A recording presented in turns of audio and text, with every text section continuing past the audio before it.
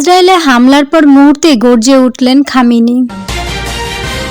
দখলদার ইসরায়েল জুড়ে নজরবিহীন ক্ষেপণাস্ত্র হামলা শুরু করেছে ইরান। তেহরান 180টি ব্যালিস্টিক ক্ষেপণাস্ত্র তেল আবিবে নিক্ষেপ করেছে। হামলার পর ইরানের সর্বোচ্চ নেতা আয়াতুল্লাহ আলী খামেনি একটি বিশাল ভূগর্ভস্থ অস্ত্রের ভান্ডারের একটি ছবি টুইট করে সতর্ক করেছেন যে তেহরানের বিজয় কাছাকাছি, বিজয় আল্লাহর কাছ থেকে আসে এবং এটি নিকটবর্তী, লেখেন খামেনি। আরেকটি টুইট বার্তায় হুমকি দিয়ে তিনি লেখেন, ইসরায়েলের উপর আরও শক্তিশালী ও বেদনাদায়ক হামলা করা হবে। এদিকে ইরানের বিপ্লবী গার্ড দাবি করেছে তারা তেল আবিবের কাছে 3টি সামরিক ঘাঁটি লক্ষ্য করে হামলা করেছে। ইসরায়েলি সংবাদ মাধ্যম টাইমস অফ ইসরায়েলের প্রতিবেদনে বলা হয়েছে 180টি ব্যালিস্টিক ক্ষেপণাস্ত্র নিক্ষেপ করেছে ইরান। এমন পরিস্থিতিতে নিরাপদ আশ্রয়ে খুঁজে দিকে দিক ছুটছেন দেশটির নাগরিকরা।